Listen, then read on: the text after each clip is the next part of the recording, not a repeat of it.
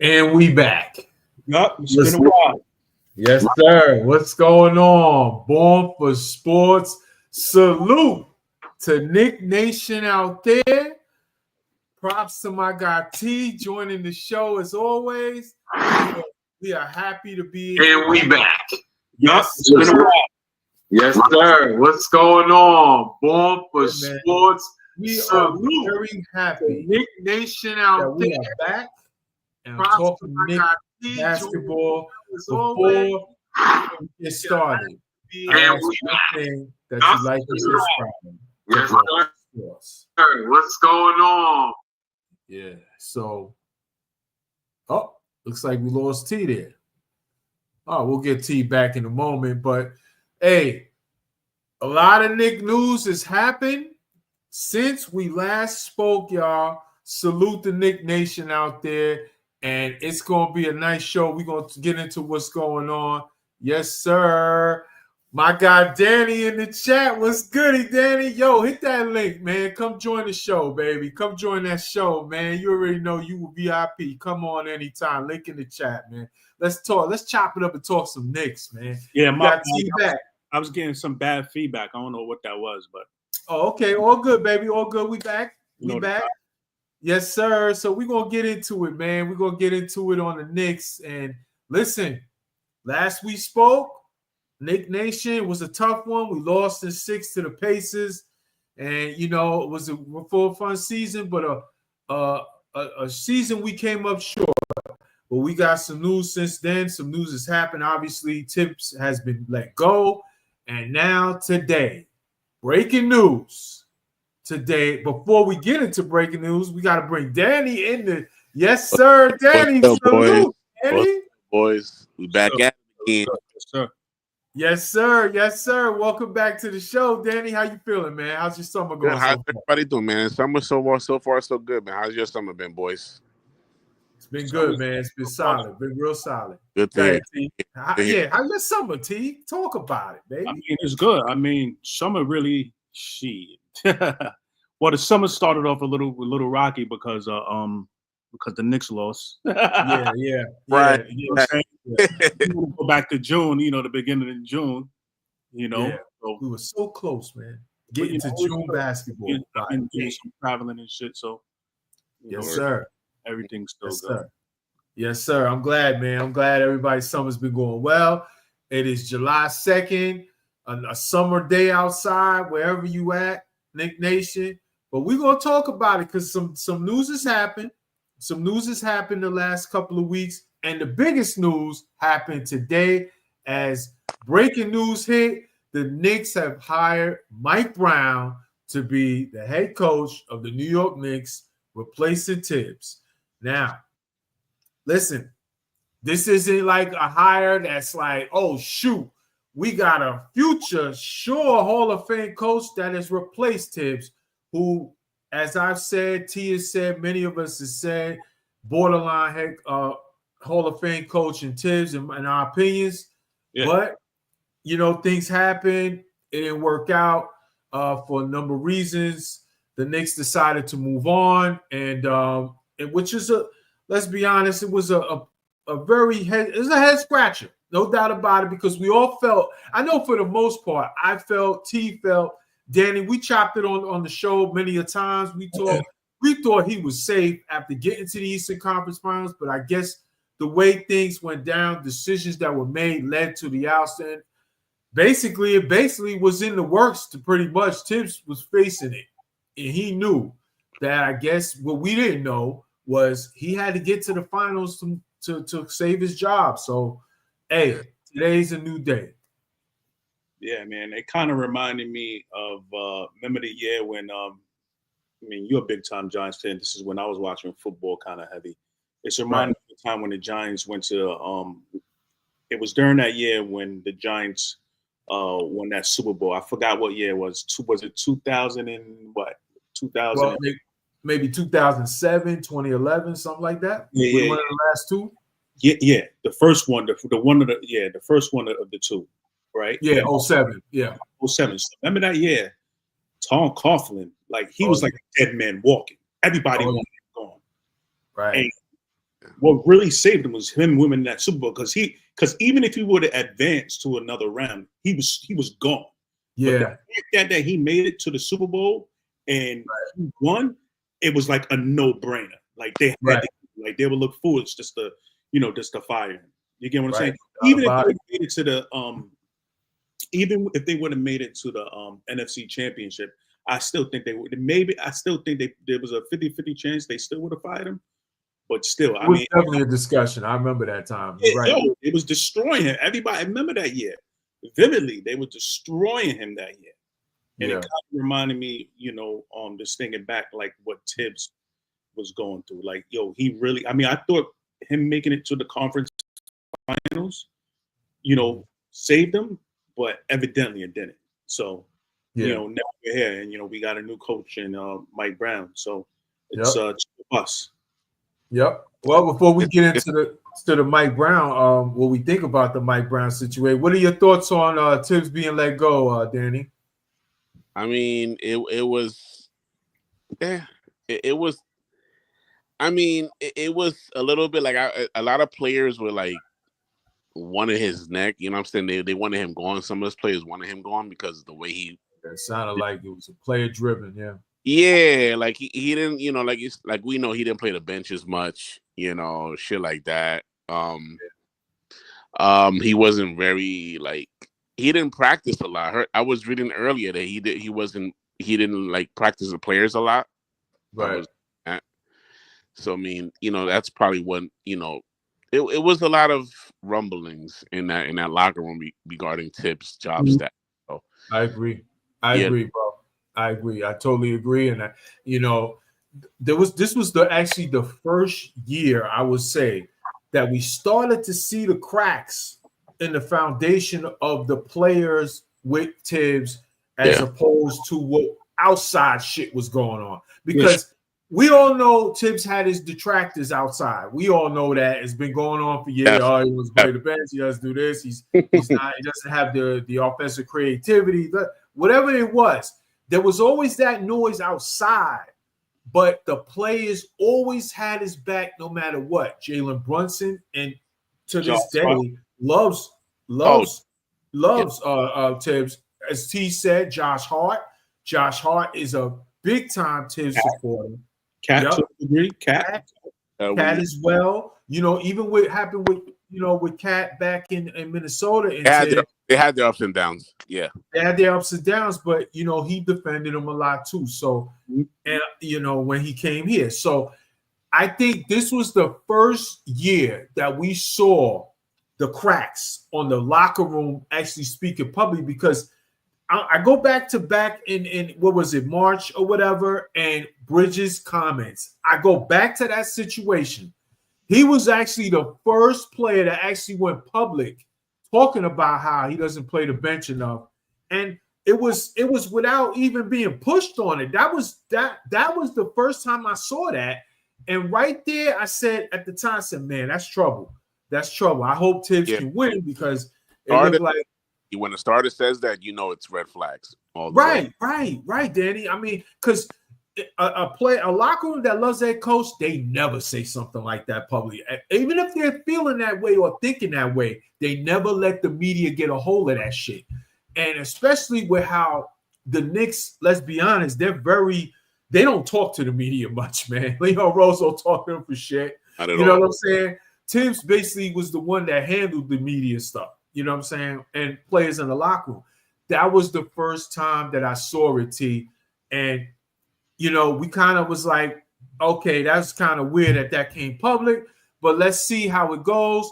And we went on a run, and then it just didn't work out, man. And I still say to this day, hey, I felt like you should have brought him back one more year off the Eastern Conference Finals, bro. I felt like the timing, you know what I mean? Like the timing, you know what I'm saying? I get it. I get what the reasons that were said. The collaborative stuff between them in the front office, and then once the players started talking on the exit interviews out with Dolan and all that, and I knew right there it was player driven. Maybe not Brunson, because Brunson obviously loves Tibbs. Maybe not Brunson, but a lot of those players, probably key players, said, "Hey, I think we need to move on. I'm not thrilled." You know, I had my suspicions. Maybe it was Bridges. Obviously, I feel like Bridges is one of them, and I feel like it's more than could have been just the bench. you know what I'm saying? Some of the bench players. Yeah, Deuce could have been pressure. Deuce was making. They didn't get playing time. Yeah, Deuce was like, we didn't know our roles. Like he said that on the way out on Game 6. Like the fucking the ice wasn't even melted yet. You know what I'm saying? In the champagne room and backstage with the Pacers, and he was already talking about, well, you know, same old stuff, roles, this, that, and then all of a sudden, 2 days later, you hear about the roles. Like some players in the exit interview say, we didn't know our roles, and we kind of wanted. It was just a lot of that. It was player driven. I don't care what anyone says. The players got what they wanted, so they better step up with this new hire. No, definitely. And another thing that there was also a report that, you know, like even like in the middle of the season, you know, there was a report saying that, you know, him and Leon Rose were at odds. You know, there's reports that, you know, they wanted, you know, he was basically like playing, you know, playing his last season as a Knicks coach. So right. I don't know. He had friction with World Wide West already. Yeah, he already had friction with World Wide West because World Wide West wanted him gone. I think like 2 seasons ago, like when Jalen Brunson first came here, but you know they held on to him, and they went on that winning streak. You know, after he made that rotation change. So, you know, I don't know what went on between him and Leon Rose, but from what the reports are saying, there was stuff that was going on for a while. This shit just didn't happen like overnight. Like this was in the works, man. For him to just get fired, there's 2 days, 2 or 3 days. We lost like on Saturday. We lost like on Saturday, right? We lost on a Saturday, and then Saturday night. I remember when it happened because I was in Vegas. We lost on Saturday, and then next thing you know, Tuesday he was gone. So Tuesday he was gone already. You know, it just tells you, you know, like. They had their mind made up already, bro. They had their mind made up already. Oh, no doubt about it. No doubt about it. He get us to the finals. I think if they would have made it to the finals, then fine, you know. And I think we would have made it to the finals if it wasn't for Game 1. You know, I mean, you could put on the players for that. You get what I'm saying? Yep. Like, and that's another thing that with my whole thing, like with Tibbs and everything, I think everybody share blame. Like everybody wants to put the blame on Tibbs. Tibbs. Like no, it's not all. You put the whole thing on the coach. Like it's unfair. Yeah. You got to put it on Leon Rose too. You got to put it on the players.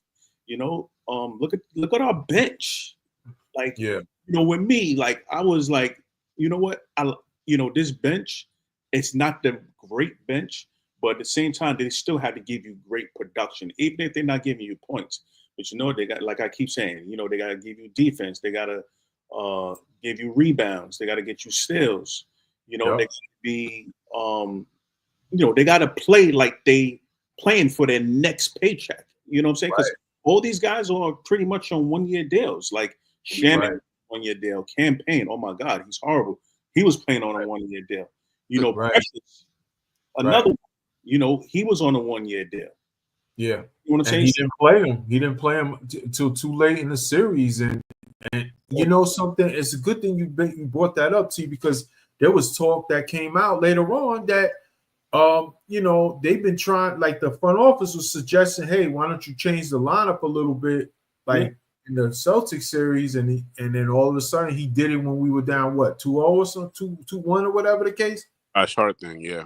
Yeah, the whole Josh Hart. You talking about in the Pacers series? Yeah. That came out too, like that they had. So there was some stuff going on. I mean, make no mistake about it. The front office had their minds made up in those exit videos and interviews, I should say, what they wanted to do, but the players sealed the deal. That was the seal. They went to the locker room and they talked to those guys in there, and there must have been some key guys. I know it wasn't Brunson, and I doubt very seriously it was Josh Hart. Guys like Bridges, maybe Cat, who knows? I'll say maybe OG. I think McBride. OG, I think McBride was Bruce, pressure Yeah. for sure, because he wasn't getting that much playing time. Yup. But at the same time, he wasn't playing too well. Yeah. You know what I'm saying? He wasn't. You know, guys like, probably, like Shamit, these guys, they actually, they wanted to play and, well, I don't care about campaign. We don't want you playing anyway, but I'm sure he was one of them too, probably complained. There was enough in that locker room that said something that sealed that. And I feel like, and I know you guys agree, they had their minds made up. They just needed that nail in the coffin from the locker room. That's all it was, because they know the players run the league. You know what I'm saying? So they probably did like a majority thing and just say, hey, man, we got to make a change. We will see if it was the right move going forward, though. You know who else I think too? Believe it or not, we're not speaking about him, and he was like a big voice in the locker room. PJ Tucker. He could have been a voice. Oh yeah, that is Danny. That is a excellent point, bro. That is a excellent point, because remember, Leon Rose brought him in late in the season. Yeah, they brought him late in the season to say, you know what?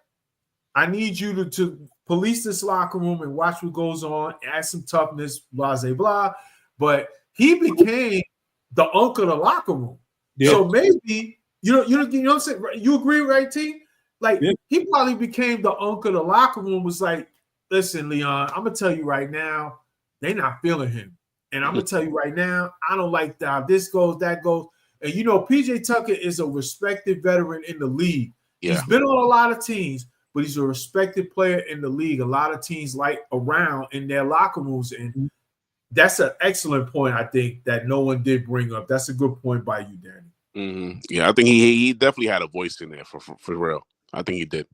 Yeah. Maybe that was the reason bringing him in for the most part. They wanted Leon Rose, West, all of them on, Dolan, whatever. They wanted to know what's going on in this locker room. PJ's been through a lot of coaching. I think they knew that before Tucker. Before PJ Tucker, I think, Yeah, they probably had suspicion, right, T? Yeah, definitely. They probably had the suspicions, but needed that them eyes in there. You know what I mean? Who knows? They know what's going on. You can see everything, on the court. These guys in the locker room, they traveling with the team, and I'm sure there's, a lot of, chatter back and forth, with everybody. So that's, like I said, like, it's something that's been brewing like way before the season, like no doubt about it. Mm-hmm. Maybe around the time when Brunson got injured, or maybe a little bit before that. Right, no doubt about it. Let's hit the chat. My guy Dorian says, good pickup. He likes the move, getting Mike Brown. I like it too. We're going to see if it's the long-term right move going forward, but he was the right guy as far as the candidates available. So, hey, it is what it is. TC checks in. Welcome to the show, TC. Can we please bring back Dante? Oh, man, I would love that. You reaching to the choir about Dante DiVincenzo. We all would love that. But unfortunately, as of right now things can change. It's a long off season. Things can change. But as of right now, it looks like Dante is not available right now, as Minnesota brought back Randall back, and also re-signed Nazi Reed. Looks like they're trying to keep that core together. We will see going forward. But, man, if there is a way from your lips to God's ears, bring back Big Ragu, baby. Man, I would love to. We miss him big time, man. We miss him big time, man. No doubt about it. We damn sure. Oh, man, we damn sure could have used him, man. We damn sure could have used him in that series, man. I tell you. I mean, like, I would have loved to see him hitting them J's, man. But you know what? It is what it is, B. It is what it is. Hopefully, we get him down the road. And I still predict down the road he will be back in a Knicks uniform. I don't know what year. George, I'm still manifesting it, brother. Don't worry. Manifest it, baby. It's going to happen. It's going to happen, Kenny. He's going to come back. I'm manifesting it, bro. If we could work out a sign and trade and get him, maybe we could trade Precious and Deuce. A third team definitely got to be involved if we get him back. Trade Precious. I'll trade Precious and Deuce and the sign and get him. I mean, I'm just talking out my. I would do it. I would do it. Might need to add a filler there, but to make the deal work with the money because of the second apron rules or whatever. But listen, now that we acquired, we're gonna get into the new additions. All of a sudden, as much as I want to keep Deuce, he's expendable. We can bring back Dante. Yeah, I'm sorry, I gotta do that move. Shit, but we'll see. We'll see. I know that's your guy. I know that's your guy too, Danny. George. This is my homegirl Tanya. I told her to join the show. She's a big Knicks fan, so her name is Tanya. She's trying. Okay. All right. Welcome to the show, Tanya. Hey, Tanya, don't forget to hit that subscribe button. You're gonna see a lot more Knick content, and as you see, I got Danny. He always on the show, man. Yeah. So I told her to come join in tonight. She's a big Knicks fan for sure. That's what's up. That's what's up. Salute to Tanya. Salute to you. She also says when we played Minnesota, when Dante was chirping about Tibbs and Brunson's dad, it made me question if Tibbs lost that locker room. Yeah, that was another crack. It was. And what's crazy is we all laughed it off. We laughed it off at the time. We like that Dante just tight. That's Ragu for you. You know, the fiery white guy who don't take no shit on that court. And he's mad because he wanted to make it work with the Nova Knicks. Well, you know what? That video surfaced now again after the move. Hey, maybe it was a warning about what's going on. You never know. Are they keeping Rick on the coaching staff? It sounds like they are. I saw reports. Nothing official yet, but it sounds like reports are he's staying on the coaching staff with Mike Brown. So hey, listen, when the franchise takes less money, okay, to make the cap stuff work, you let his father stay as long as he wants. Don't even turn the pops away. Leave him be. You let go of his favorite coach, Tibbs. You don't want to really do some damage and fracture that relationship by getting rid of his father. You can't do that. So yeah, he's our Herb Williams of this era. You know what I mean? You got that right. Yo, T, remember Herb Williams? Herb Williams had 9. He ain't have 9 lives. He had 12 lives. He went through every coach's staff. Lord have mercy. Oh man, yeah, but this is a little different. Yeah, definitely. Herb was this is a little different though. This is a little different. This is the franchise's pops. You don't mess with franchise. You don't mess with the cookout. You don't mess with the cookout, y'all. Y'all leave that alone. Those players talking shit. I mean, I don't know if the stories are true or not. Where some of the players, were talking shit about, Brunson, Rick Brunson. I don't think you want to do that, man. Yeah. You're a franchise player, Yeah. They'll be shipped off. Yeah. They'll be traded to Charlotte. They keep messing around doing it. Complaining? Okay, you complaining about my pops? Okay, I'm gonna ship you. We're gonna send you to Brooklyn. We're gonna send you to Brooklyn and go ride with them 5 trash picks and then just hit the lottery again. We're gonna send you over there. But that's a story for another day. Wasn't it 4 picks now? Because they sent it to Then they sent the pick over to who they made a trade. They made a trade with Denver. Was it one of our Porter Jr., right? Yeah. Was it one? I think they sent a first round pick to the Nets to get rid of that contract. That was a salary though. I think the Nets gave up a pick. Was it a second round pick? I believe it was a first round pick. It was a first round. I could have sworn it was. Which trade you're talking about? Which 2032 first round pick, right? I think it was Cam Johnson, a pick. Oh, yeah, that was dumb. That was so dumb. Yeah, they gave up a Let me look that up. Yeah, that was so dumb. You gotta look that up, bro. It was like I could have sworn it was like, yo, why y'all giving up Cam Johnson and an unprotected pick for Michael Porter? That was such a head scratcher, bro. Okay, so it says the Nuggets traded Michael Porter Jr. and an unprotected 2032 first round pick to the Brooklyn Nets. They sent the pick to the Nets. They sent the pick to the Nets? Yeah. Oh. Yeah. So the Nets in the center pick. Yeah. It was basically a salary dump because the Nets have the cap space. They're trying to get rid of Porter Jr.'s contract. So they sent they agreed to take his contract on, but send him an unprotected pick in 2032. You know, they're gonna go scout some 11-year-olds now. So, you know, yeah. So back they go back to the sandbox. Yeah. You know what I'm saying? They're gonna hope Jokic is like what? He's like one leg left. I don't know. Well, 2032. Hopefully we on this earth 2032. I mean, damn. Jeez. It is what it is. It is what it is. Tanya says if Waller can come out of retirement for the Giants and go to Miami, then Dante can come back to the Mets. Tanya, you a fool. What a joke, man. I gotta get this off my chest. I'm glad you brought that up, Tanya. I'm glad you brought that up. As a Giant fan. She a Giants fan too, bro. She a Giants fan too, bro. All right, that'll work. That'll work. All love. Giant fan even better. Listen, Danny, I gotta speak on it. Because you my fellow Giant bro as well. I was like, that was a WTF moment. Yeah. All I gotta say is fuck that CTETE. All right? Are you kidding me? Are you kidding me? Now you want to come back? Now? Listen, I understand Daniel Jones pissed you off, okay? But I gotta see you become a rapper and you saw that your shit is trash. You gotta pay them royalties back. So now we're coming back into the league. Thanks for the 6th-round pick, CTETE. Get out of here. Get them out of here, bro. I didn't know we could trade out of here, bro. Players, bro.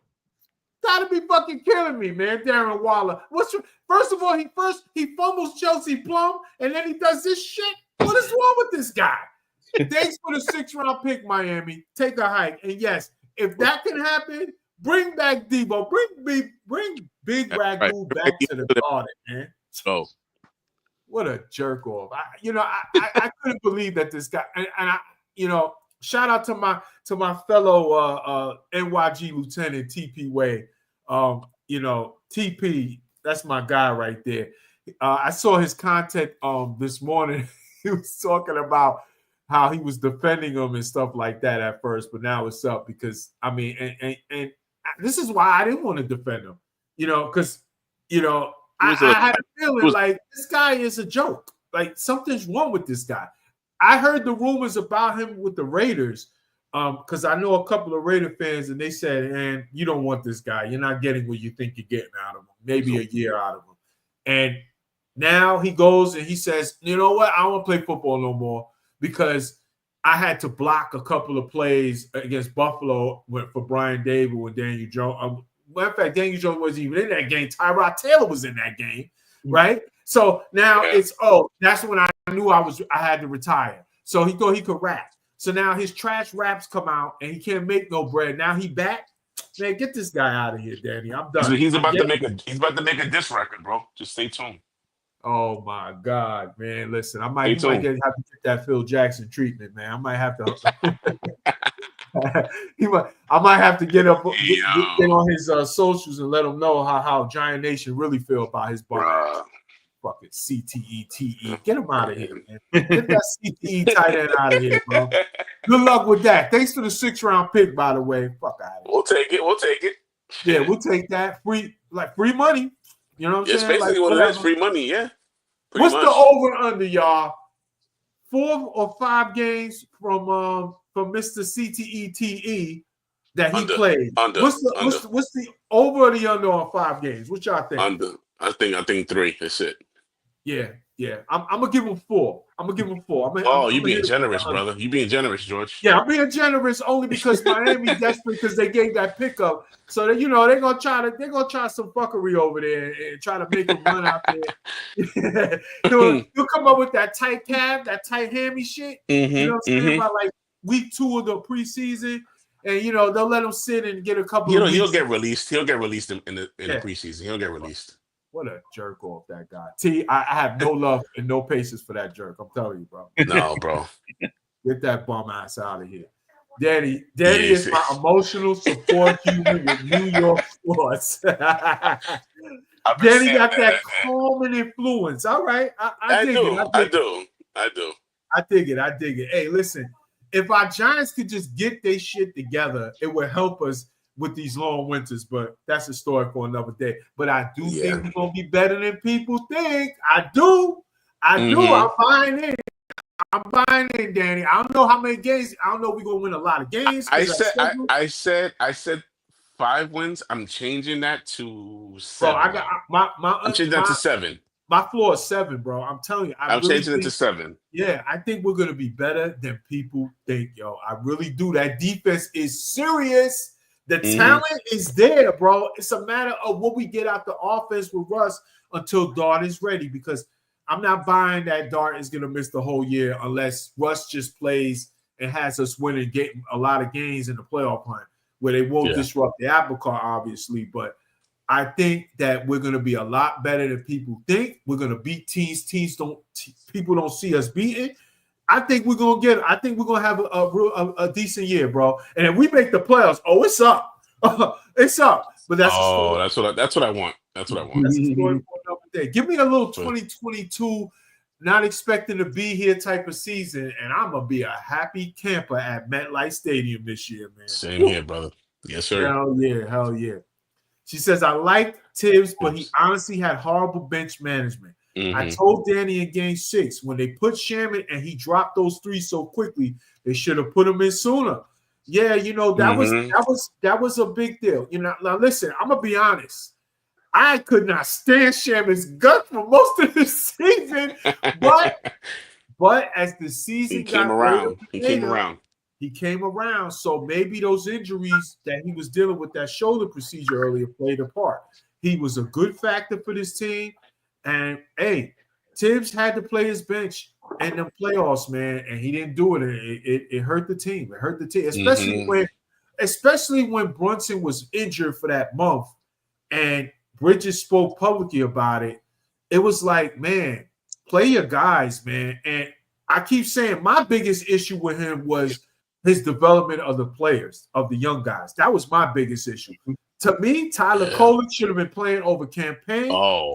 Facts. It made no sense to me that he was playing Campaign over him for too long, especially when he had no choice but to go to Kolek during the season in that stretch when, hey, Brunson was hurt. We had some injuries we were dealing with, and Kolek was showing he could play. It made no sense. We was over here thinking, like, realistic, like, man, maybe Payne is out this rotation come playoff time. But he's with the stubbornness. He went back to Payne. Now, Payne helped us win that game one against Detroit. We'll salute that. Okay, but what the hell happened? That's about it. That was about it. He was hey, you got to play Kolek. You got to play these guys. You got to play Shaman. There were situations where Tibbs should have played his bench and more, and it just didn't happen, and it led to it. There was no trust there at all. No trust at all. Yeah, I think the bench was just not that good, man. I mean, it wasn't. It wasn't great. Yeah. I tried to give this bench a chance, but you got to think about it. Just like, you got to think about it. Like, if you look at other benches, like, who's better than Creighton Pritchard on this team? You know what I'm saying? In the playoffs, off the bench, not Campaign, not Deuce. Yeah. Yeah. Nobody. I mean, we got by Boston. Okay, fine. Even Detroit. Like, just think about it. Like, who's better than Malik Beasley on our bench? Nobody. I mean, we still beat Malik. We still beat them, but still, he was killing us a lot. He was killing us, man. Yeah, it was our Achilles heel for sure. The bench. It was. It was the weakest part of the team. Yeah, like who's better than Andre Hunter? Right? That's his name. Yeah. Andre Hunter or DeAndre Hunter, whatever his name is. Yeah, DeAndre Hunter, yeah. From the Cavs. We had nobody on our team that's better than him. You get what I'm saying? Fair point, team. No doubt about it. So at the same time, he just played. Everybody talk about like adjustments. He made adjustments, quote unquote, but they weren't the right ones. You get what I'm saying? That's what happened. He stuck, like you said, Campaign won us that game 1 against Detroit. But after that, when he played Campaign was a no-show. You know what I'm saying? Right. He didn't know how to orchestrate the offense. He'll come down to shoot like a ridiculous shot for no reason. Shooting his shots and then hit off the backboard. It's just like it was ridiculous. And the thing about it is, like, even like with Tibbs, like I was just like I felt real strong, especially like the last few games when he was playing these guys. Like he was playing Shaman, he was playing what's his name? Damn, that we got from Milwaukee. Like he was playing good. You know, he got starting. I forgot his name that quick. Yeah. I know you're talking about. I forgot his name. Yeah, me too. I forgot his name too, man. But he was playing well. I feel bad. yeah, I feel bad. Yeah, but anyway, you know what we're talking about. But he started. Yeah, for sure. He started a few games and he played pretty well. So like during, going down to the, to the end of the season, these guys were playing. I'm like, okay, good. You know what? We're going into the playoffs. These guys are playing well. Okay, you know what? They got to ride with that momentum, and hopefully, Wright was his name, right? There he is. That's it. it. There he goes. Yeah, Delon Wright. He didn't even get any burn. They barely had any burn in this. He wasn't there for shooting. He was there for defense. And that was what drove me crazy, because when he got his turn, not to cut you off, T, but when he got his turn, he was playing well. He was playing well, man. And it's like, man, like, we can't forget about these guys holding us down. Like, they showed a showcase of, hey, listen, we're not over here saying they need to play 25 minutes apiece, but, trust them a little bit. Trust them a little bit. Keep our main guys fresh. Especially, and I always say, the biggest key to the Knicks games, especially in the playoffs, was the Cat Brunson rest minutes. That was our key to having what we would do in that fourth quarter to get these wins. And hey, man, it just didn't work out, man. It just didn't work out. Bit us in the ass. But you want to play, this bomb campaign. Father, this guy stinks. I mean, like, what are we doing, Tibbs? What are we doing? Those are the things that I had with him. It's the stubbornness. And I get you want to trust your veterans, but you got to develop these young players, man. And I think, believe it or not, that was probably one of the key factors that people haven't talked about yet of the disagreement between the front office and Tibbs. We draft Dante, okay? We draft Kolick, all right? And Huck Porty showed what he could do when he was healthy. Nothing. Huck Porty, we scratched that because he was injured for most of the season. But, Kolick, when he got his chance, showed that he can be a contributor. After these guys get back, we don't see him no more. We don't see him no more. I think the only time we saw Kolick was when in the clincher, in the blowout clincher against Boston. When he shot that three. Remember? Yeah. No, you got to play these guys, especially when our second unit is struggling to generate offense. Like, well, let's just see what happens going forward, man. It's water under the bridge. I don't want to kill Tibbs, but like T said, everyone played a part. Everyone played a part. It's not just on the coach, the players, the front office. Everyone played a part of why they missed an opportunity to win a championship this year. They came close. And honestly, the reason why I didn't even want to watch the finals because I was frustrated because I'm like, man, OKC looked beatable. They looked beatable. That was a blown opportunity for the Knicks, man.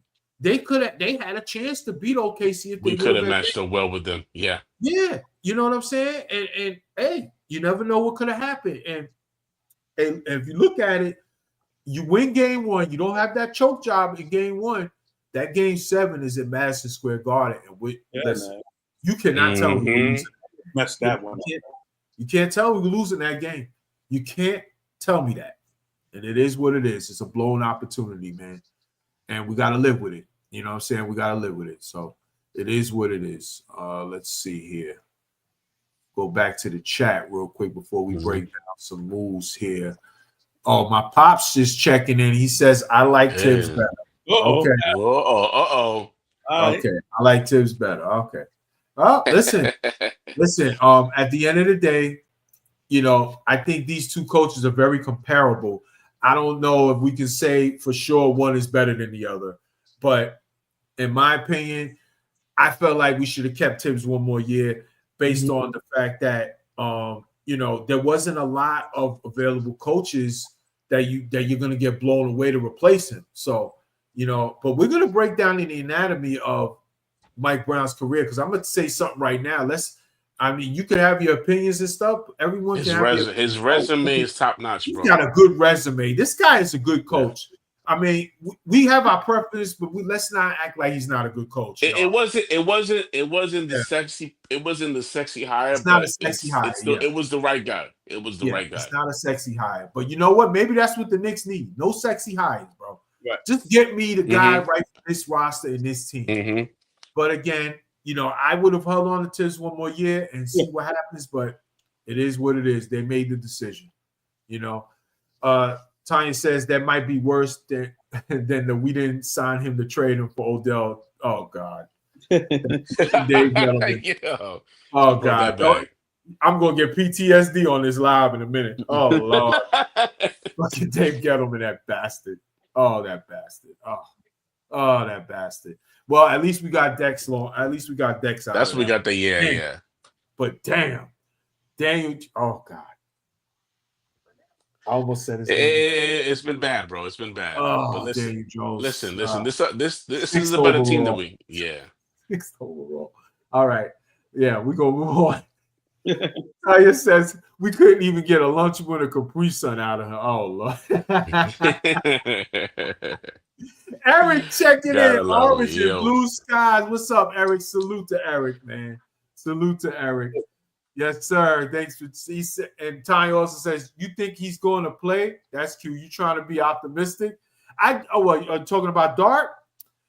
I mean, listen, when you're a first round pick, chances are you're gonna want to play. And let's think about it from this point of view too. I think that the regime of the Giants is more safer than what they're leading on to be, only because I think that Mara has it to where he knows that they're not likely a playoff team, but he doesn't want to be embarrassed this year. So as long as we don't get embarrassed, I think they got to keep him another year. You know, like you let them draft their quarterback and then you fire him a year later. Like, that makes no sense. That makes no sense. It's clumsy. So I could see a situation like this. The Giants have some competitive stretch of games to start the season. Even if they don't win those games, right? Let's just say the record is, for instance, like 1-5, 2-6, something like that, right? Just for argument's sake. You know that the media is gonna start this.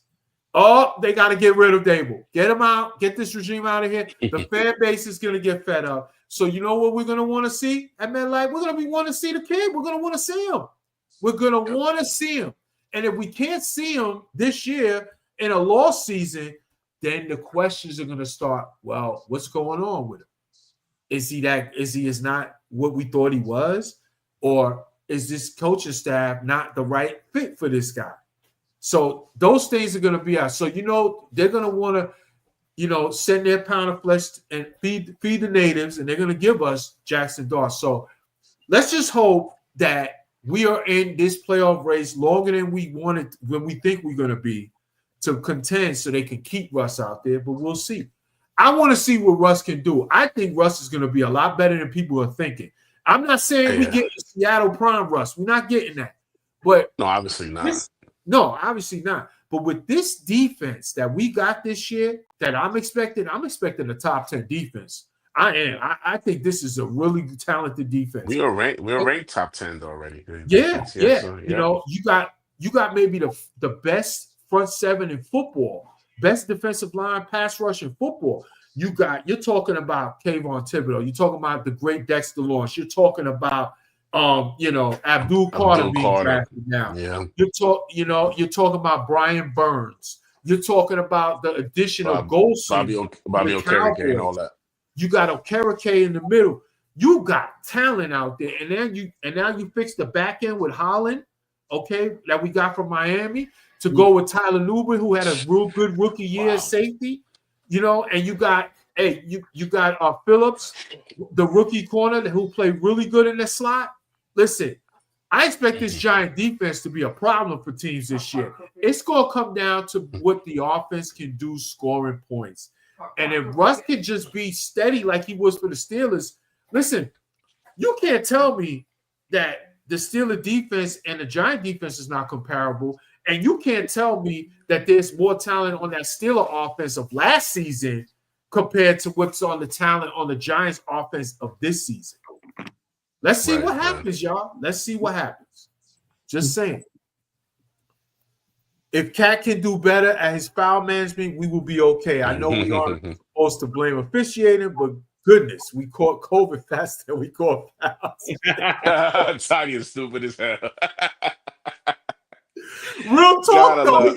Listen, I love Cat, man. He's a great offensive player, but man, those stupid ass fouls was pissing me off. It was bad. It was pissing me off with the fouls, and then you know the drop coverage that they were playing, and he would get slow back on defense. He would not get back on defense. I mean, listen, we knew defense is the problem. Before I let you finish your point, T, my bad.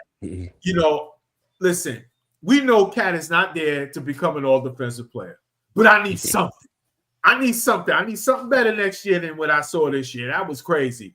We all know the prowess, all NBA, great offensive player, the best shooting big in the game. Okay, at the end of the day, we just need a little difference there, and I need you to be smarter, Cat. None of that stupid foul shit next year. I can't do it. Especially in the playoffs. I can't do those things. You're too important to the team to be putting yourself and getting yourself into foul trouble like that.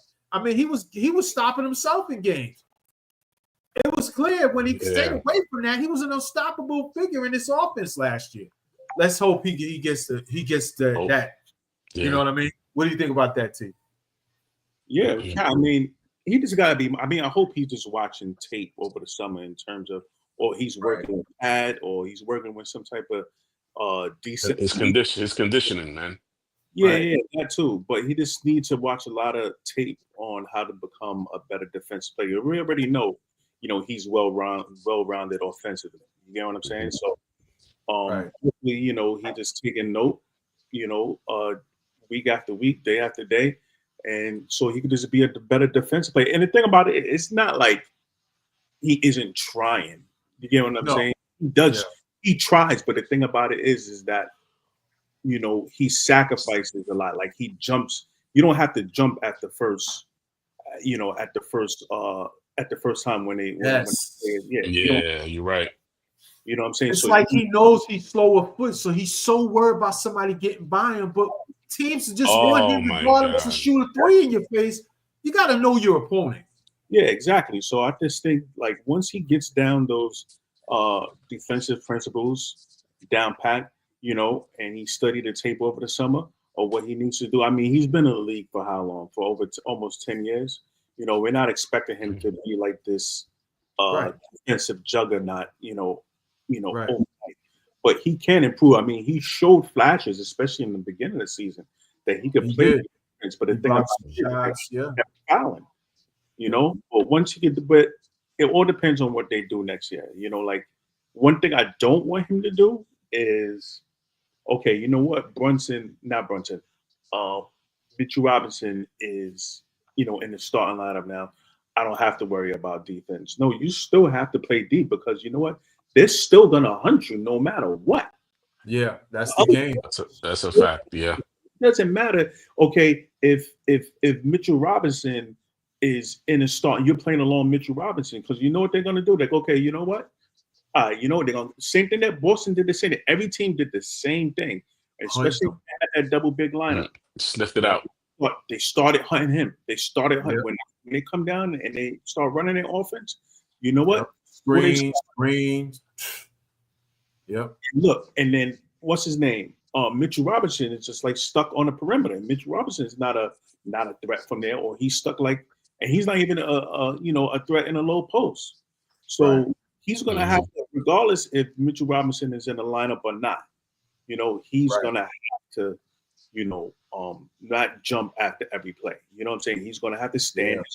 And he kind of did do that. Like he kind of impressed me in the Detroit series. Even though in the Detroit series he was getting into foul trouble, but you did see, in different spurts throughout the game and throughout. He was a willing defender, willing defender, and that's what you need. So we just need him to remember not to get those dumb fouls because you're too important to the team, man, to be getting yourself in trouble doing that. And it's all about timing. Once he be able to, to time it, time his defensive stops, he'll be fine.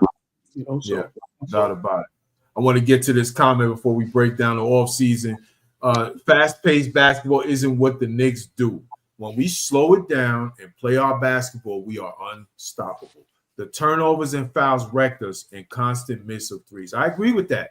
I agree with that. You got to run in spurts, not all the time. That's not who we are. We're not designed like that.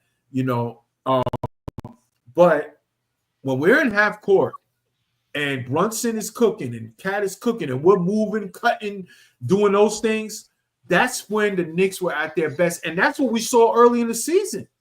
I mean, there was a stretch of games early in the season from like October to December where they were dropping $135 every night. It was crazy every night. $135 balanced scoring. It was crazy. And then all of a sudden, I don't know, teams figured it out and injuries started hitting, and it kind of was just one of those slog situations and stuff that we went through and stuff. But yes, the Knicks have to decide who they are. And to me, the identity of this team is now offense more than defense. That is who we are. Now, Mike Brown's a defensive coach as well. He's a defensive coach, and we're going to get to that. But with Sacramento, they played an up-tempo style of game because that was the personnel they had. That is what he wanted to do. And his assistant, Fernandez, he got his assistant to run that thing. And what did he do? They scored a lot of points and got to the playoffs. But, he also emphasized getting better defensively. We need to get to that middle of the pack defensively if we're going to have a more high-octane offensive team like we are. Yeah. I hope Mike Brown tells Josh Hart, you got to slow down, brother. You can't. As soon as you get that basketball, you can't be rushing up the court doing unnecessary bullshit. Excuse my language. Right. You know what I'm saying? It's true. It's true. It's all true. What do you think about that, T? Another thing, like the offense that they also play good half-court offense as well. Yeah. They play great half-court offense. Bonus. Yep. They play a lot of double drag, Princeton, UCLA. Yeah. 5 out, different type of offenses that they would play out in, especially in the half-court. So he can mix it up a little bit. Maybe, when he's with the starting lineup, they could play the 5 out. They could do the double drag, the Princeton, UCLA offense.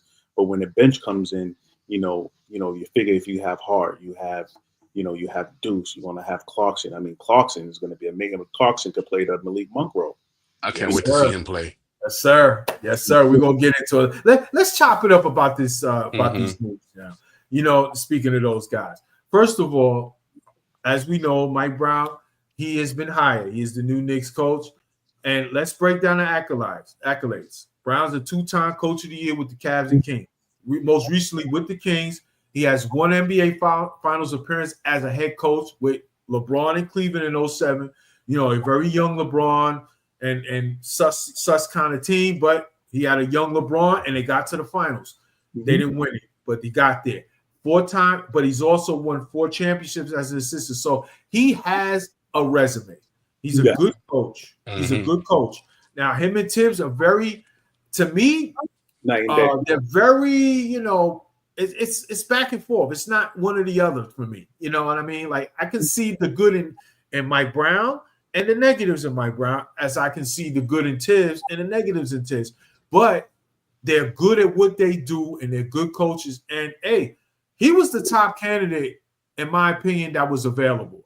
We all know they wanted Jason Kidd. They did. They tried. It didn't work out. They're going to give him the extension. So even though Kidd had interest, he knows that he had an extension waiting for him. There was no need for him to really leave if he had to. So he got what he wanted, and he's going to stay over there. So as far as the available coaches, because that was pretty much it was a discussion, but it wasn't realistic with Kidd because he was under contract control with Dallas. This was the guy to me that was the best available candidate with experience. The Knicks need an experienced coach. I'm sorry. You don't fire Tibbs to go put a guy in this situation that has never done it and say, hey, get me your championship. That's unfair. That would have been malpractice from the front office to do that. Yeah. So you got to go with experience, and this was the top candidate. Yeah, I mean, when I first heard about it weeks ago, I was just like, oh my God. Yeah, Like, yeah. why? I wasn't really a fan of it, but that's just the emotional Knicks fan coming out of me. And I thought about it. I was like, okay, you know what? Maybe he is our best candidate. He Yeah. did. I looked at it. Of course, you looked at his resume and you see what he's done. He's Got a good resume too. got a good resume. Four champ. 4 rings as an assistant coach. 2-time coach of the year. Look what he did. I think he got shit canned. The way he got shit canned, and Yeah, that was bad. just They like did that. him dirty. They did him dirty. I mean, you bring him in, and then what? That was like their first winning season, and God knows how many years. The first time He they won made the coach of the year, T, and then the following season they let him go. and the following season you get let go. Man, this business is so freaking cold. It is, man. Get your millions and move the fuck on. Right. But yeah, they did well with him. I don't know what really happened. With Sacramento, I don't know if he rubbed some players the wrong way, and they still did that. They still did that even after he left. Right. They didn't improve. So I didn't like how he got shit canned out in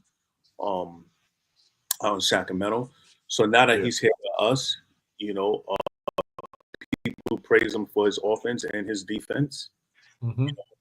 It seems like he's a little bit too intense, so maybe that could rub off on some of the players a little bit wrong. I mean, I don't know, but he's coming into this situation. Yeah, he's experienced, and hopefully he can handle the pressure of being in New York. And another thing is that with this roster, like, I mean, look at the scope. You look at the scope of the league right now. I mean, technically, we are the favorites. Like, we are the favorites to come out the East. It's no reason why. Talk about it. It's wide open next year.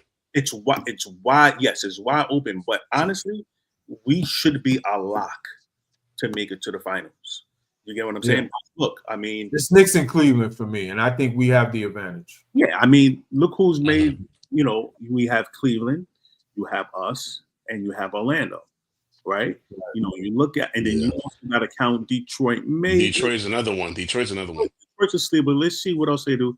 We don't know what's happening. Well, they lost Malik Beasley. They lost freaking. They lost Schroeder too. They lost a lot of players. They're in trouble. They fall into that playing situation to me. So we don't know what can happen with them. Right. Unless Kate takes it to another level. But who knows?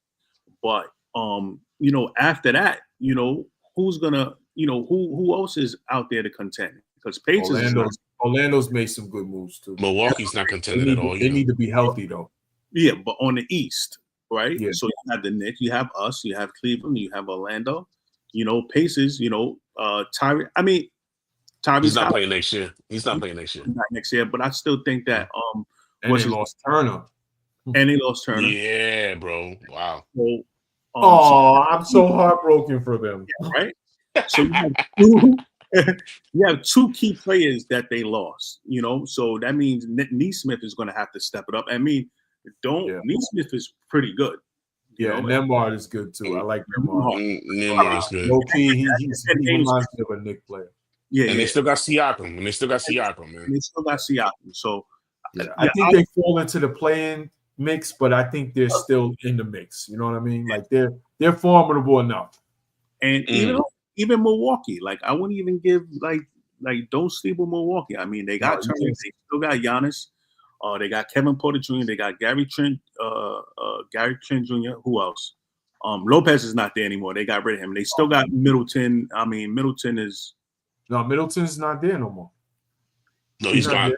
He with the Wiz. He with Washington. Yeah, he got traded. Yeah. He got traded mid-season.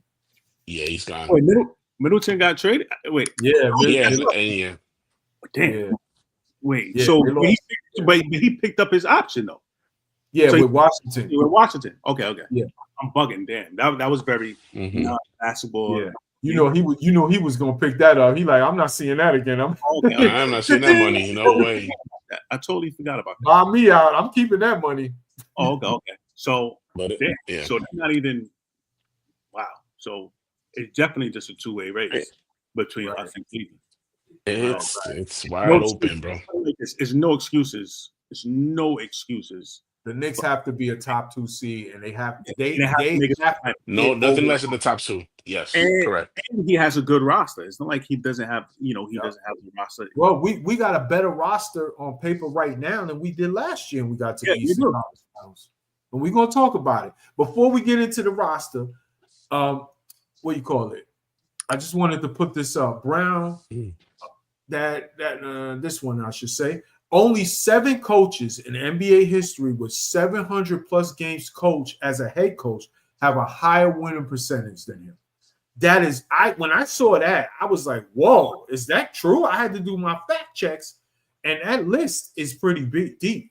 It's a deep list, bro. Let me see if I can get that real quick. I'm going to tell you the list of the other 7 coaches that are on that list, and you'd be like, what?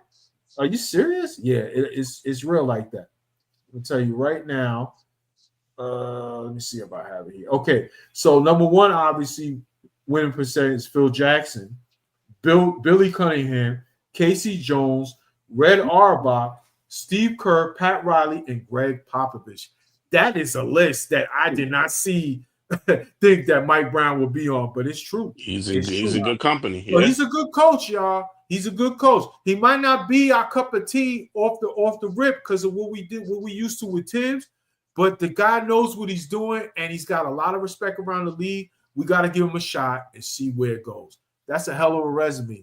And if you're a coach that actually can get the Kings to the playoffs, hey, listen. The Kings have been in the playoffs once in the last 19 years, and the only time has been with him. That was a large drought for them. A big-time drought. I mean, they ain't been in the playoffs since Chris Webber was out there with Stojakovic. And Jason Williams, white chocolate. Yeah, white chocolate. Come on now. The guy can coach. Let's give him a shot. But I also want to talk about this as well. This is a big deal that we got to keep an eye out. He wants James Borrego as his lead assistant for the Pelicans. That is a big deal. If he can get him away from them and the Knicks can find a way to pry him away from that, the Knicks are going to be in good shape. And it sounds like that is a big-time focus of what Mike Brown wants to accomplish with his coaching staff, not just keeping Papa Brunson on the staff. This is the bigger deal. If he can get Borrego, who has got a lot of respect around the league with his coaching schemes, his offensive sets, and stuff like that, hey, I'm all for it because that's what he did with Sacramento when he got Fernandez over there. So let's see what happens on that. What do y'all think about that? But don't you think that'll rub Papa Brunson the wrong way though if he brings him in? I mean, listen. That's definitely gonna hurt some feelings. I mean, listen, he's gonna have to get over that. Just hey, listen, get over that. We trying to win over here, baby.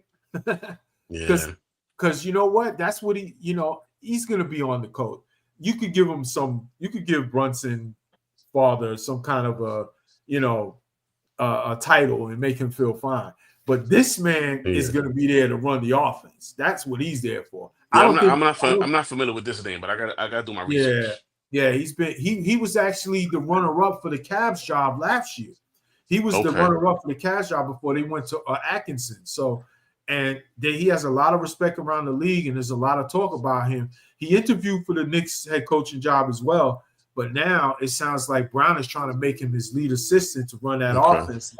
And you know what? Brunson's father is not there to run an offense. He's there for other stuff. So, hey, he'll figure it out if we can do to make that happen. What do you think about that, T?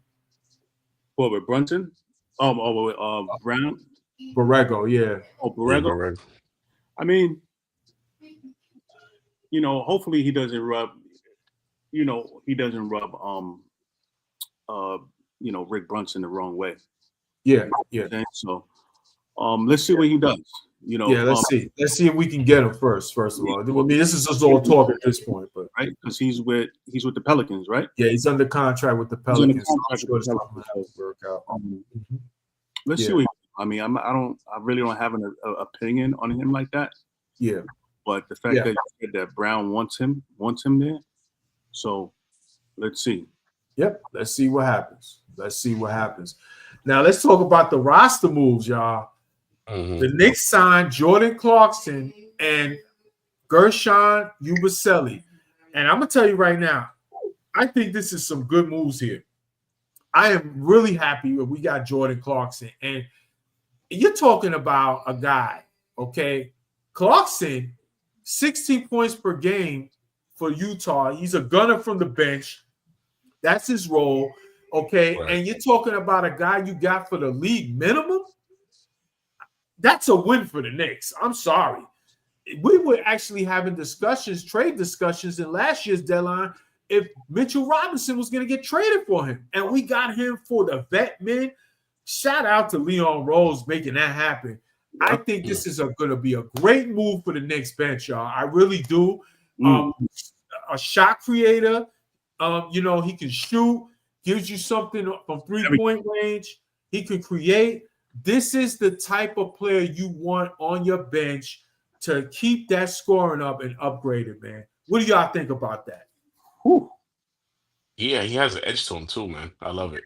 Oh, yeah. He got some grit, don't he? Yeah, brother. He definitely got to edge him. He'll be ready. This is him. This is all you see. Yeah. You saw that video too, right?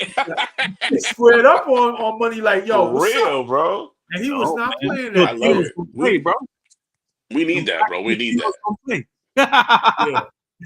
He'll fit right. He'll fit right into New York, bro. He'll fit right in. He'll definitely fit right in. That grit. Yeah. I mean, he's going to do well. Like I said, he'll probably dwell in that 6-man role. He should be the first one coming off that bench. Absolutely. I agree 100%. 100%. It shouldn't be Josh. It shouldn't be freaking Deuce. He should be the first one coming off that bench, and he should be this lightning rod. And he should just go for it. He could shoot from anywhere. He could shoot the 3. He could shoot the 2. Yes. He has a nice floater game. Yeah. His defense. The one thing that worries me about him is his defense, and that's the thing with both of these signings that we have. Both of these signings, I agree. Both of these signings, they're great. They're good guys on offense. Especially Clarkson.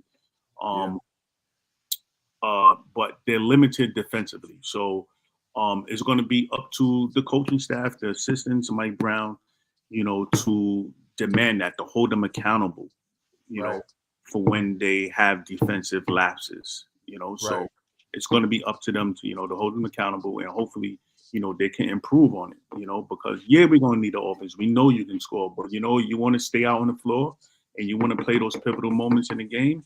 You know what? You're going to have to be out. You're going to have to get us a stop. No doubt about it. Yeah.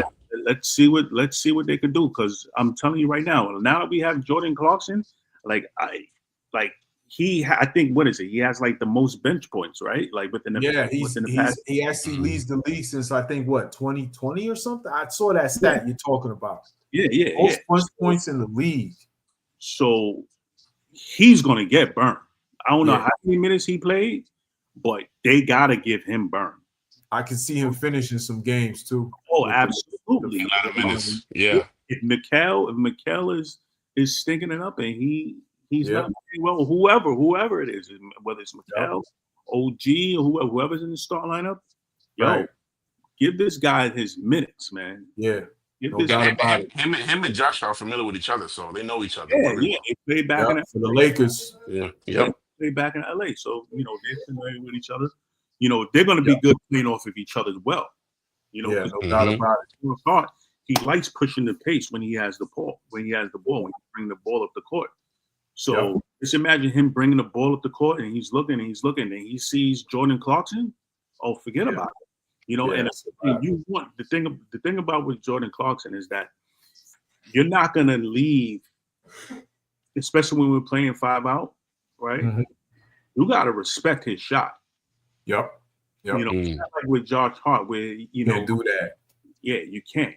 So that's an advantage for us right there, especially on offense. And how many times did we see teams do that to us with Josh Hart? As much as I love Josh Hart, he can't shoot, man. He can't shoot. No, that's not his specialty. It's not who he is. So they would game plan it that way, Yeah, and with Yabusele, he's another one. Like another one, bro. He's a force. Honestly, he's definitely an upgrade. I mean, over Precious. Like I'll take big time, not even close. I'll take good offense over defense any day of the week. Even with Precious, You know, Yeah. he's probably he's definitely a better a better defender than him. But offensively, he's not doing this. Yeah, 11 points per game. He can shoot the three, 38% from three from the stretch five. And even though he's 6'8" and a little undersized to play center, he has experience playing center to play in the stretch five role, and he can play the four. 38% from three, 50% from the field. I'm taking that all the time over Precious. Oh, it's not even close. And he has a dunk over LeBron, so that's another thing. Oh yeah, in the Olympics too. Yep. And he's got that grit. He's got some feistiness to him. That's something I think the Knicks needed to add to this unit. They needed some feisty. They needed some grit. They needed some. We don't give a fuck. You know what I'm saying? Yeah, we needed that, bro. Yeah. A lot of that left with Devo. So and iHeart. You know what I'm saying? So I like these moves. I think they're gonna help us. And it's up to Mike Brown to figure out the roles for those things. Because it sounds like the Knicks are thinking Mitch is gonna start next year. Okay, and that we're gonna have Mitch at the 5 and Cat at the 4. Yeah. So he is probably gonna be one of our top bigs, our top wing players coming off the bench, Yabusele. So if he can give us this kind of production, oh man, it's just going to make us an even more formidable opponent and give teams fits trying to guard this New York Knicks team.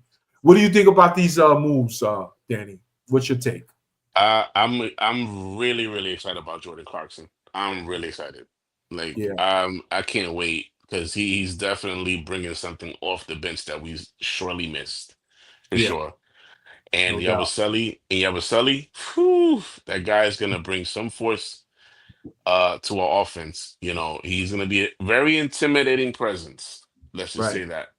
Right. So I mean, like I said, Leon Rose is cooking. He's cooking, baby. Yeah. And with limited resources, you got to give him credit. And that's another thing too. We don't have that much, and a lot of Knicks fans saying, "Oh, we're not making much moves." We can't make any moves, guys. Right. Our hands are tied. We gave up all the picks for Bridges. We can't do much.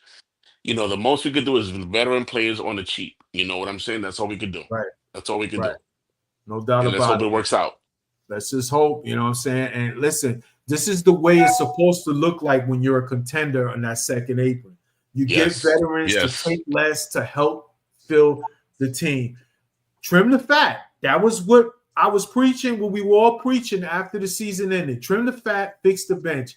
Leon Rose did just that in his first week of free agency. You got to give him credit for that.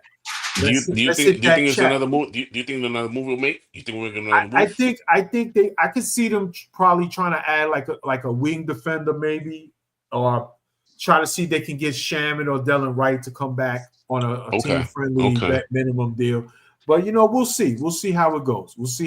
But I would imagine defense will be the top priority going forward right now because they already filled in all of their holes on the bench what they needed. They got the scoring wing player, the scoring guard. They got the top gun in Clarkson, and now they got the wing player.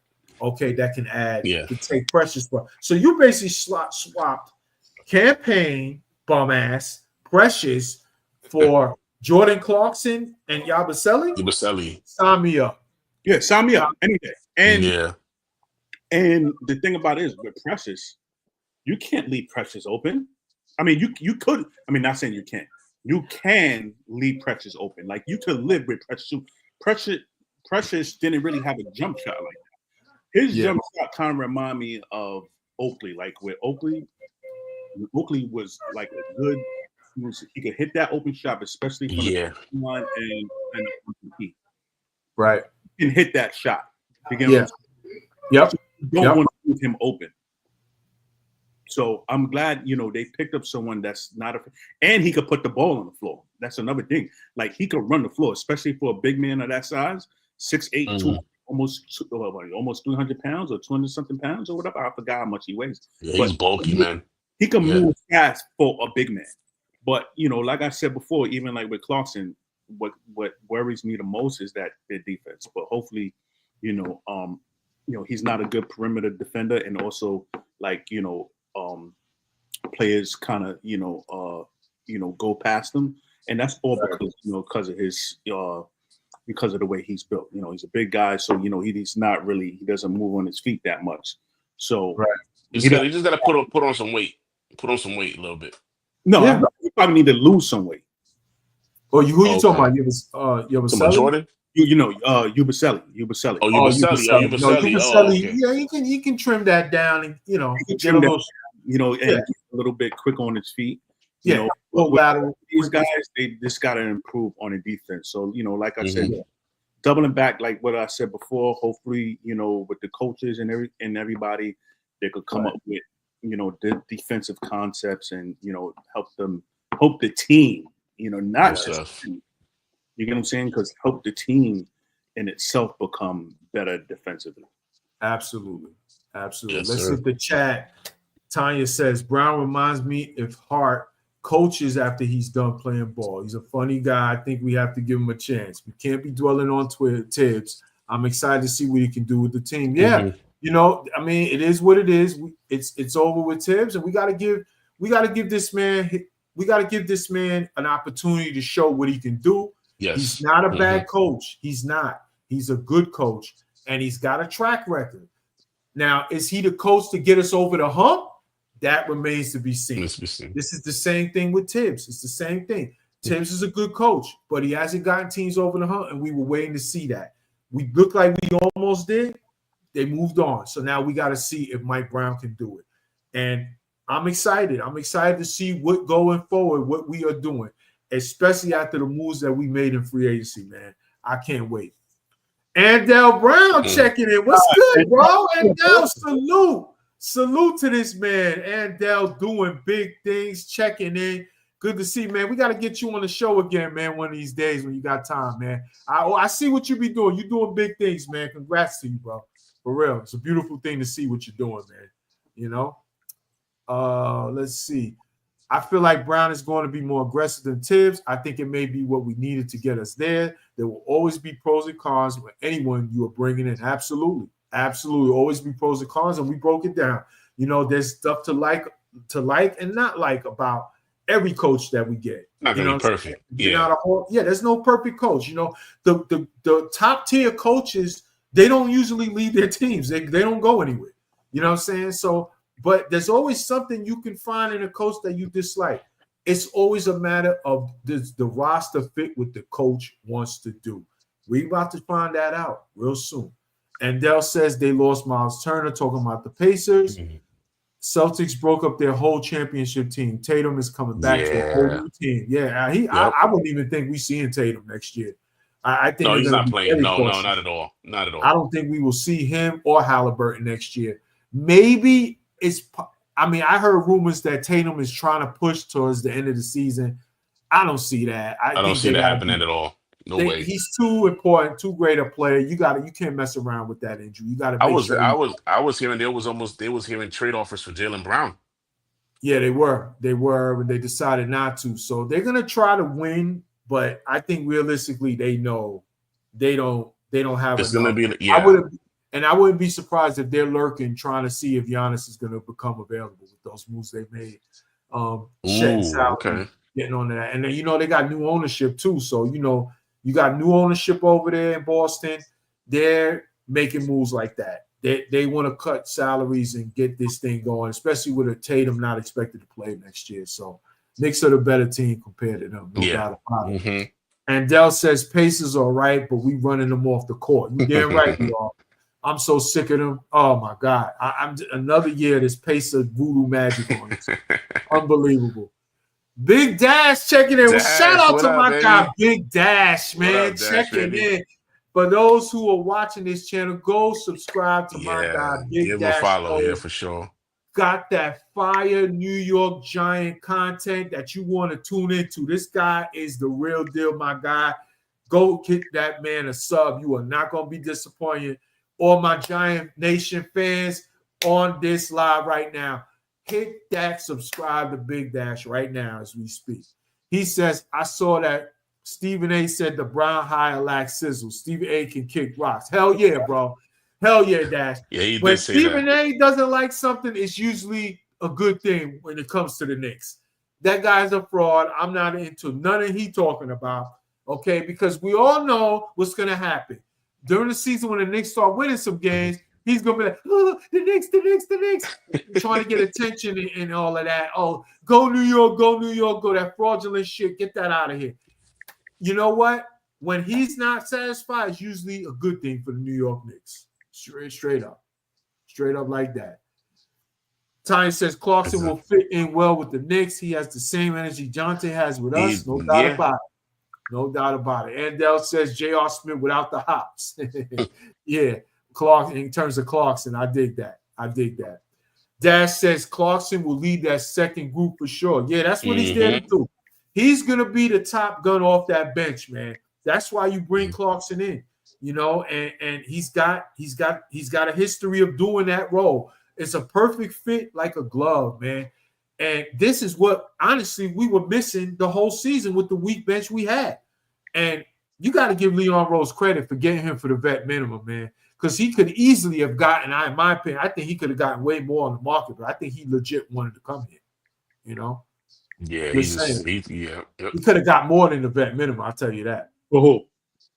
Clarkson, he could have got more on the market. I believe he could have, no doubt about it. He could have got more for the vet minimum. I think he just legit wanted his. I thought he was going to get Westbrook. Yeah. Well, Westbrook definitely. You see, he's definitely going to get more than the vet minimum, but it looks like anyway. But I think Clarkson's younger. I believe he's younger. Yeah. And hey, listen, I think he could have got a multi-year deal if he was patient enough. I think somebody would have gave him something. I really do. I just think he really wanted to be here. And that's a good thing. And that's what you want. That's the way it's supposed to work. When you have a contender with the second apron, you know, as a factor, veteran players are going to want to come to your team because they know they can have a chance to win. And that's what it's supposed to work. You know what I mean? You don't want to be against the second apron without a shot. Then it's like, what the hell are we doing? So, hey, it's a good thing that happened. Shout out to Leon Rose making that happen. And Dell says we get 6 more points, 1 assist, and 38% from 3. Same 5.6 boards. Precious was 6'8", too. And he's about 15, 20 pounds heavier. Big body in terms of Yabusele. Yeah, I think he's gonna be a better fit. And he can shoot. He can hit a freaking 3. Precious, when we saw him hit a 3, was kind of like, oh shit. Oh damn, he took a 3. Dang, but that's not his game. That's not his game. It was cringy. Yeah. When he hit one, it was like, oh shit, he hit it. You know, that type of thing. This guy is Yabusele can hit that, and that's what we need going forward. That's what he's there to do. And Dell says front court gonna be a monster. Loving the front court too, bro. I really think that's what we needed. Tanya says Knicks will count at this as their revenge tour. They got something to prove next season. No doubt about it. They definitely got something to prove, especially you make a move, get rid of Tibbs like that. The next move is getting over the hump. Championship. That's what you want. What y'all think about that? Rings, baby. Rings. Yo, chip or bust. Yeah. Chip or bust. Chip or bust. Because, look, check this out. What's his name? Tibbs. Tibbs is on the Mount Rushmore Knicks coaches. Yeah, he's up there. He's in top 5 in wins, right? Top 5. He's on Mount Rushmore. So you got Red Holtzman, you got Pat Riley, you got Jeff Van Gundy, and you have him. Tibbs. Yep. No doubt about it. No doubt about it.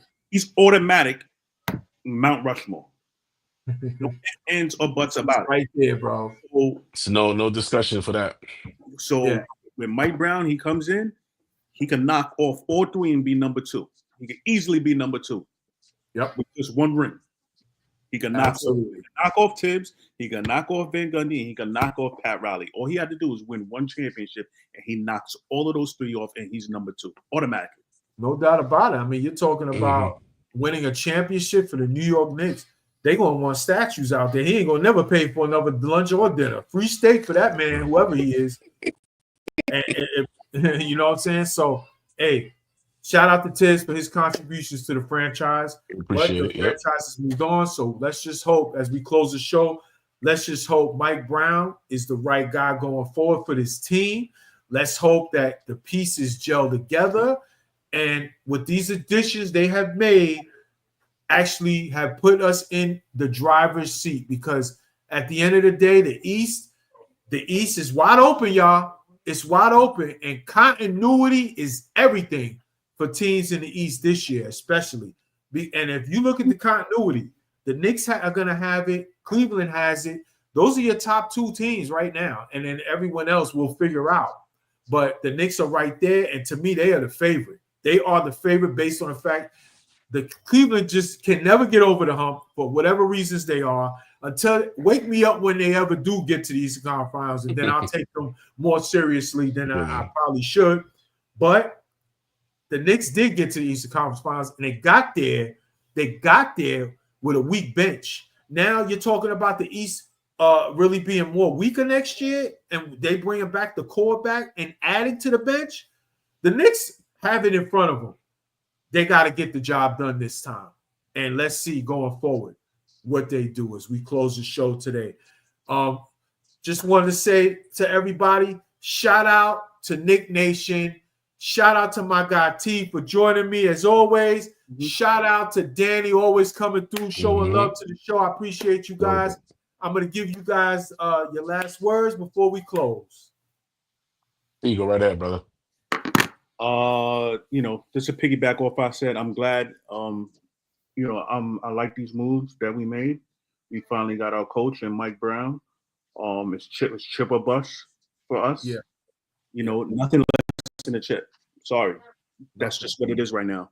We have a better roster. We coming back with the same core players. We have Brunson, we have Towns, we have OG, we have Hart, we have Mitchell.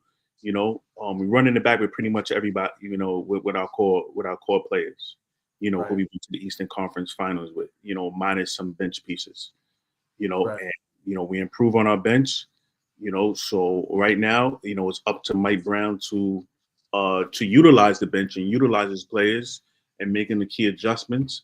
And I just want to see us in the finals next year. And I agree. Around this time next year, we'll be in the Knicks parade. Celebrating. Absolutely. Let's hope for that. Danny, any last words before we dip out of here? Yeah, man. I mean, I'm 100% behind Mike Brown, bro, and then he's just hoping for the best for him. Wish him well. Hope he does well coaching his team.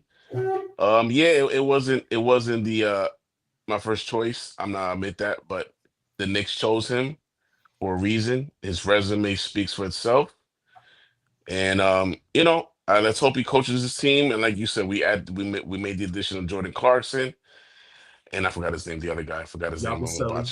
Yabusele. Yeah. So I mean, it's looking good for us, man. Eastern Conference is wide open, like you said, T. It's championship or bust.